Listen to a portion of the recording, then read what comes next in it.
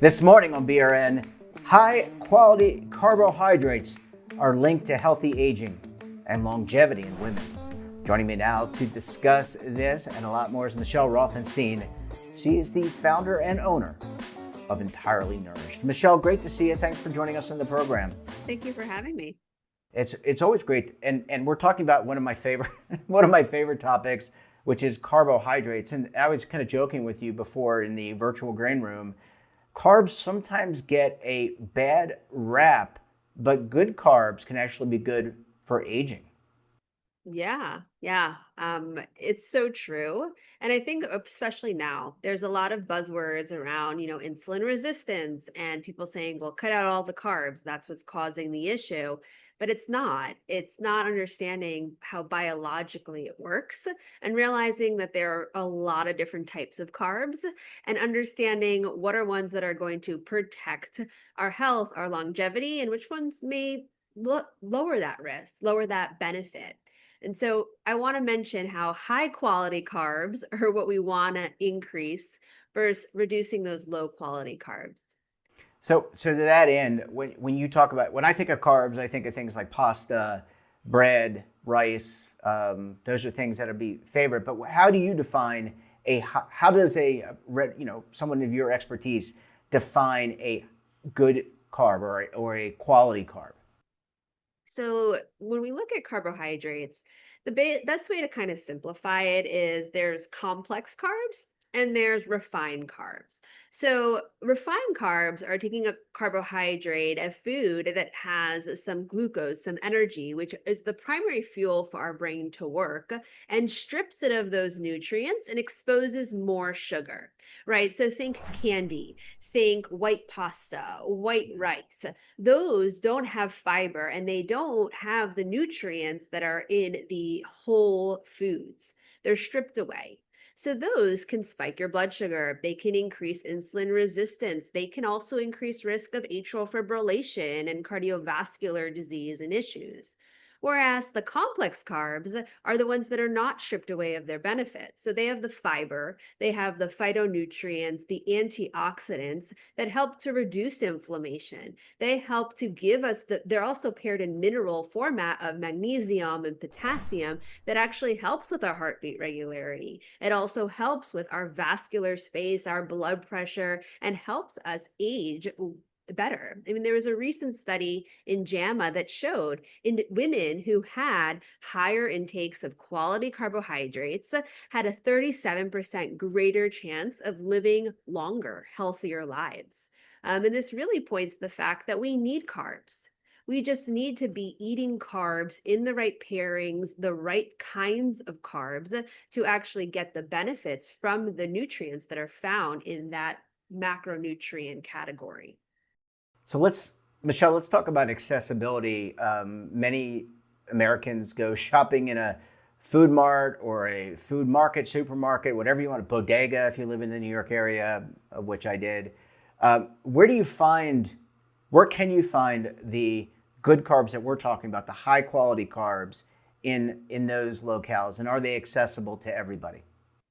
Yeah, so sometimes you have to be a little bit creative depending where you are, but we're looking at, a lot, especially also in New York City, there are farmer markets. There are a lot Yeah. of places that have fresh produce. But even if there's no fresh produce, there is a lot of frozen produce that actually have and retain more of the nutrients because they're picked at ripeness. They're actually flash frozen and they retain more of those nutrients. So fresh is great. Also, frozen is great. Sometimes, if we have to go through canned, those are options as well that still can give us the nutrients. And this is our vegetables, it's our fruits, it's our whole grains, it's our beans, it's our legumes, it's our dairy. There's so many different types of healthy carbohydrates that we should be including in our diet alongside the other important macronutrients.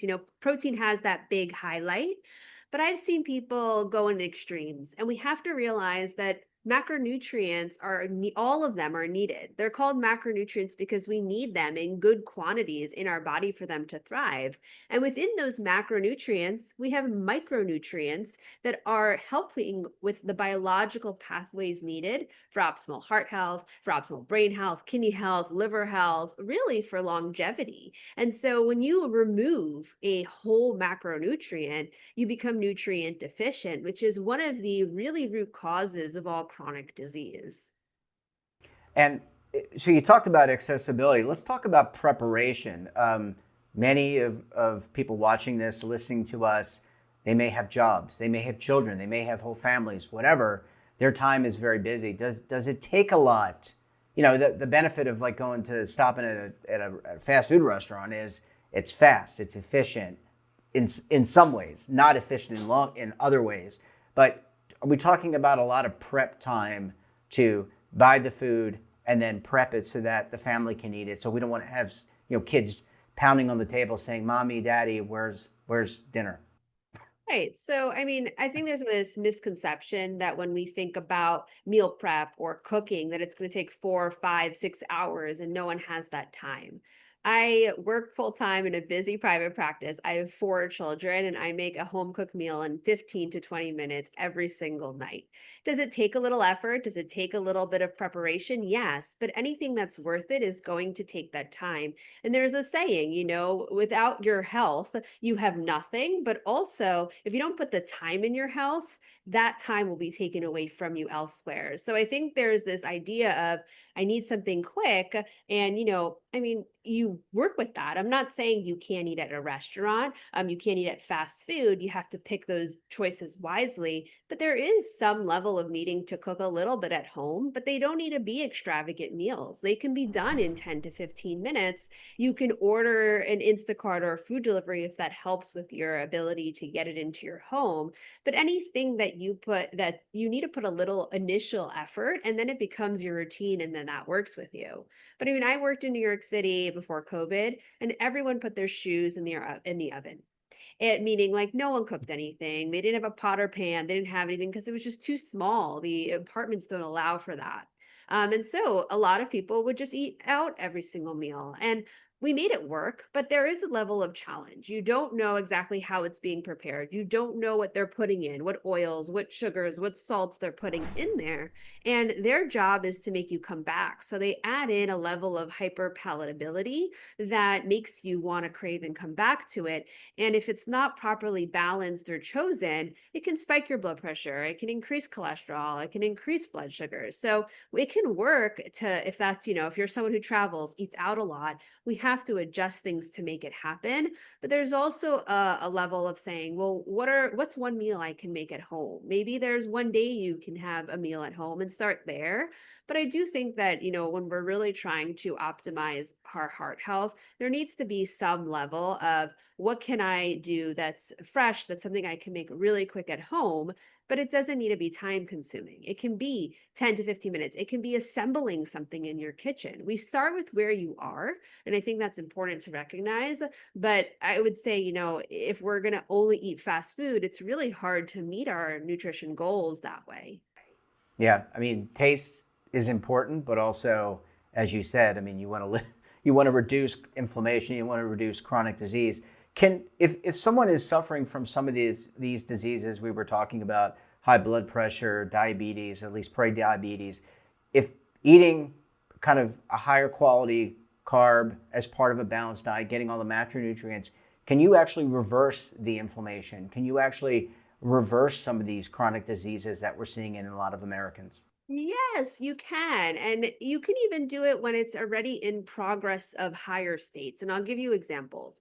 As a cardiovascular dietitian, I see people who have a high calcium score. They have a lot of plaque in their arteries. And I've seen it in my own practice, but I've also seen it in research where when you pair this macronutrient, nutrient balanced diet alongside a registered dietitian, we reverse the plaque progression. We reduce it substantially.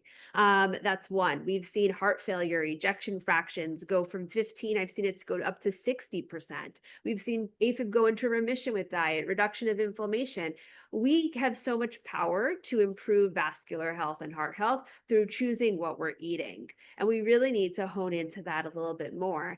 But on that comment of, we want food to taste good, I'm in full agreement. I won't eat things if they don't taste good. But Absolutely. but I think a lot of times people don't know what that means or how to do it because it's not something that they're taught, right? So your doctor may have said, "Hey, reduce sodium," but now you don't have a substitute for how are you building flavor in that food. And there's a lot of easy tricks, whether it's from citrus, whether it's from some spice element, other spices and combination of spices to make it palatable and flavorful. If food tastes bland and boring, you're not going to do it long term. And in order to reduce the risk of chronic disease and its complications, we need to be looking at long-term strategies. So we have to know your lifestyle. We have to know how to build in the nutrition nuances so that your nutrients sufficient. I also want to just make one more point about carbs Sure. because I know that's our topic. So there was a recent study that these individuals who took a group of people who had they were called lean body mass absorbers. So had no insulin resistance, no metabolic syndrome. They had no other issues except for they had high LDL and ApoB cholesterol. So this high amount of atherogenic cholesterol. And then they put them on a ketogenic diet, no carbs whatsoever. And they tracked them for a year. And guess what happened? We've never seen this before. They had the most plaque progression we've ever seen. So in 1 year, they had 50% more plaque in their arteries and soft, vulnerable plaque that increases the risk of heart attacks and strokes because they got rid of those carbs.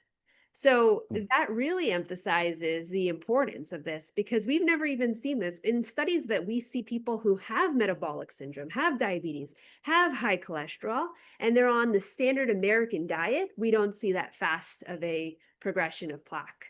And we see it in these individuals who've cut out the carbs. So I really hope that stresses we need carbs in our diet. Yeah, stay away from the fancy diets or the popular diets.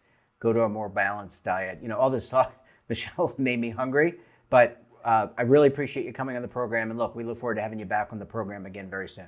Thank you so much. Pleasure to be here. Don't forget to subscribe to our daily newsletter, The Morning Pulse, for all the news in one place. Details, of course, are at our website, and your subscription helps support all this great BRN content. We're back again tomorrow for another edition of BRN. Until then, I'm Jeff Snyder. Stay safe, keep on saving, and don't forget, roll with the changes.